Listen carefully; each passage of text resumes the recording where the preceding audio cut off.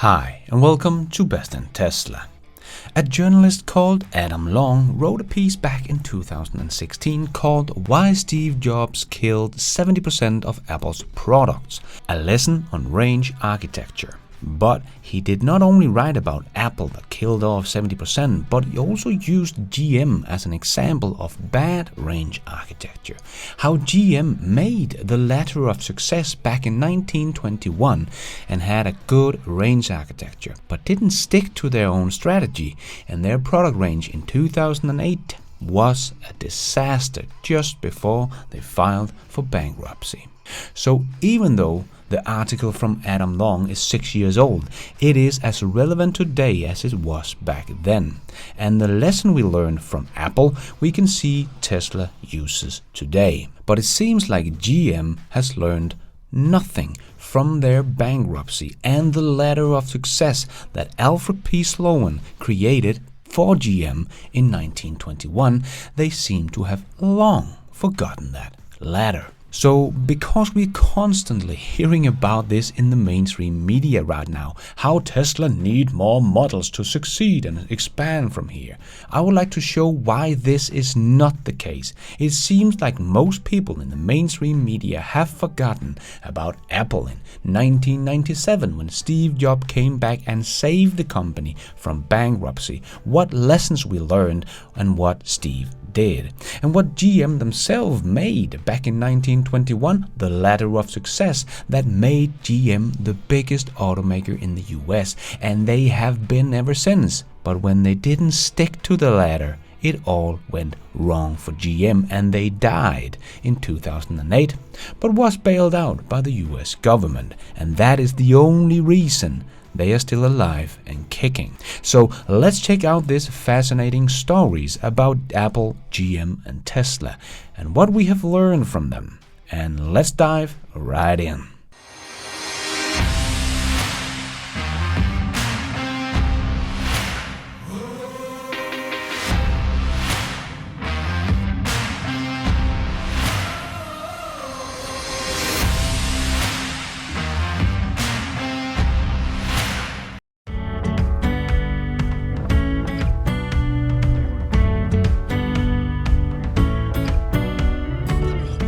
Range architecture is the structure of your products, sub-brand and price points. A well-designed range architecture will help your customer pick the right product at the right price, helping them navigate sometimes countless choices. One of the most famous range architecture was developed by Alfred P. Sloan of General Motors in 1921.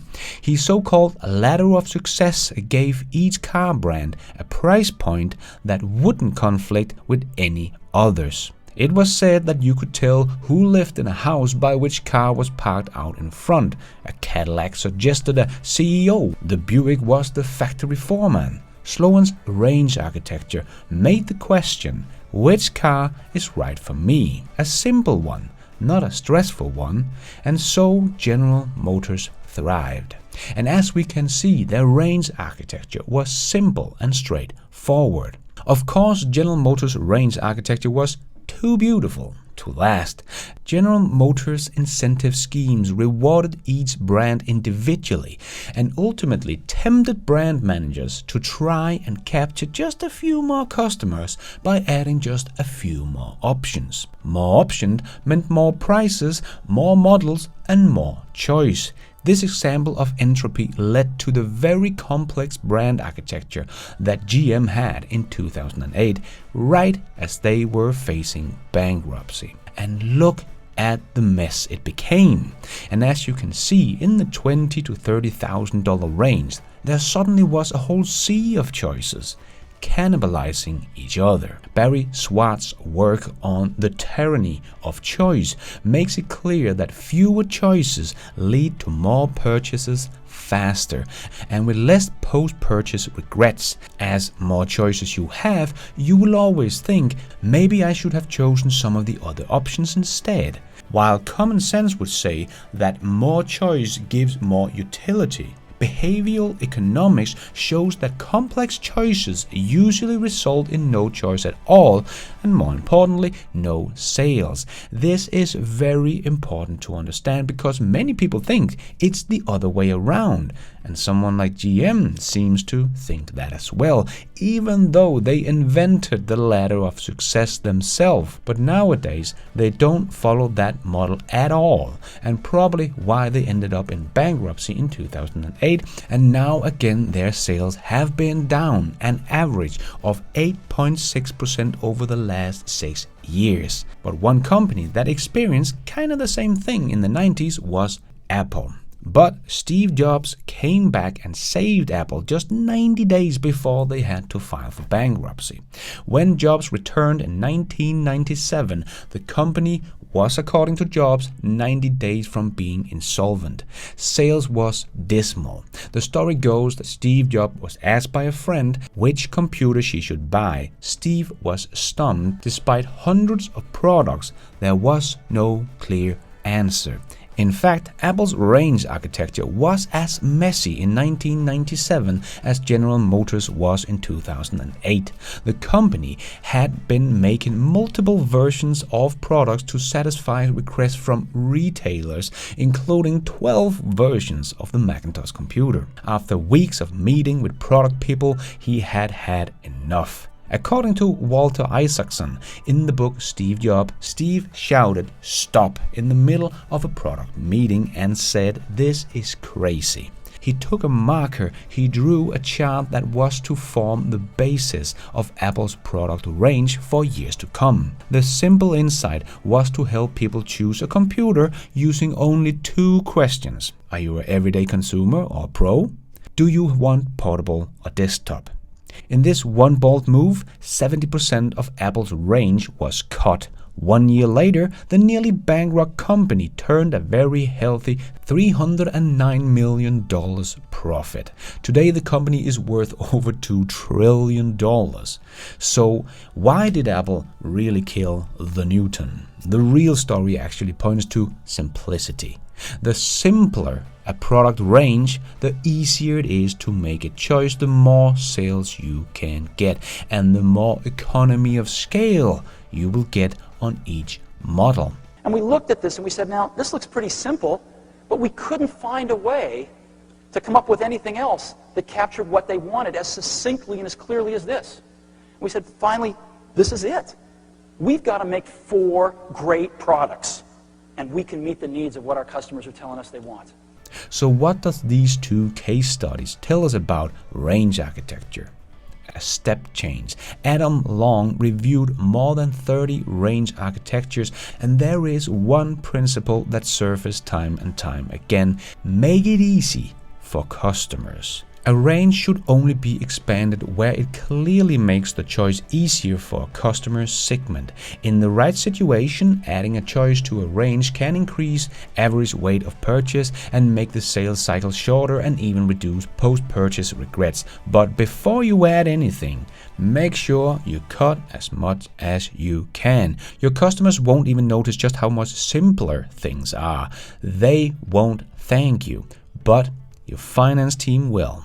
Just as we saw with Apple, and unfortunately we saw the exact opposite with GM. They had a simple range architecture back in the days, but it seems they have forgotten all about it, even their own ladder of success, and today they truly believe more choices are better, even though all studies shows us this is not the case. And on top of all of this, we also have the problem of making more choices that also makes production more complicated. And as we have seen with both Ford and GM, making EVs are not as simple as they thought. GM is right now hardly making any EVs. They sold about 8,000 EVs in the first half of 2022. So even before they have gotten one good EV off the ground in high volume production numbers, they are already revealing one EV model after the other. This will not make the production any less complicated for them, and they will not get the same economy of scale as Tesla does, that made 500,000 Model 3s last year. So I really don't think Tesla need 20 EV models. They need one great EV in every category, like a sedan, an SUV, as they have right now, and then comes their pickup truck, a semi-truck, then comes the more compact EV, and a van will for sure also come. They don't need 30 different models. This will be enough. Just like Apple that keeps it very simple with all their products. They don't have hundreds of different phones, only a handful, but Apple sits on like 80% of the profit of the smartphone market and is one of the strongest brands in the world. And Tesla is now the fastest growing brand in the world, and the secret to strategic branding is not what people see, it's how you make your customers feel.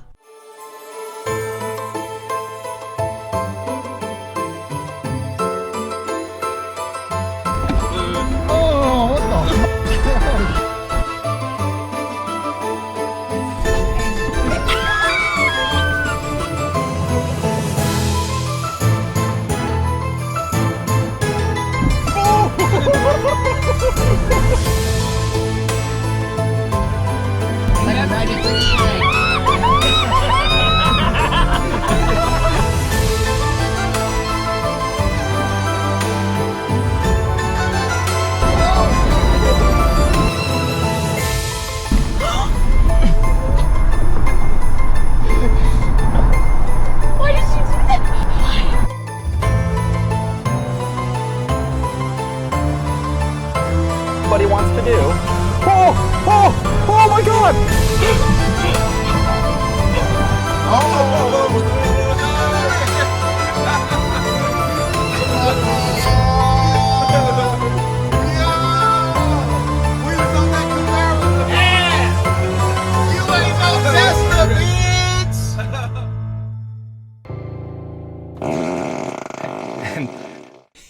Yeah, people are over the moon for their Teslas. We are thousands of Tesla fans making free advertising for Tesla here on YouTube. That is how much we like the product and the company, and why Tesla doesn't need to spend billions on advertising as GM does every single year. Because the truth is, it is often the best marketing and not the best product that wins. But with Tesla, it's the other way around, because they don't make advertising. Their product is just that good. So here it is, the best product wins. And Tesla is winning. They earn more money, net income, than both Ford and GM right now. They are growing faster than any other complex manufacturer in history, even faster than Ford did with the Model T. And we all know how that ended. And Tesla is growing faster. And because Tesla is sticking to only a couple of models, they can use gigacastings that they have created. That would probably be too expensive if you don't make high volumes of the same car. Tesla is doing this, but not many are following their footsteps. So Tesla will continue to earn a lot more money on selling their cars than all the legacy automakers, because they only have a handful of models, and legacies have 25 or 30 different models or even more. As Sandy Munro has also just said, the way Tesla is doing it with the gigacasting is the right way to do business. This is the right way to go. Yeah. And he knows. Tesla is all about simplicity. The best process is no process. The best part is no part. They are deleting parts constantly. The gigacasting today is already 4 kilos lighter than it was when they first made it just a couple of years ago. So Tesla does follow the law of range architecture. So no, you won't see 20 or 50 different vehicle models from Tesla, because that will only make everything worse, not better. The less choice we have, the more happy we are with the choice we end up taking. And I think people will be surprised by how many Model 3 and Y Tesla will be able to sell. And because of that, how much better their financial will continue to be over the legacy automakers. Because a good range architecture is one of the most important things. But unfortunately, it seems like legacy automakers have forgotten this. by complicating every little aspect of their companies. And is one very simple example of why Tesla will continue to lead. And thank you for watching. And until next time, take care out there and be nice.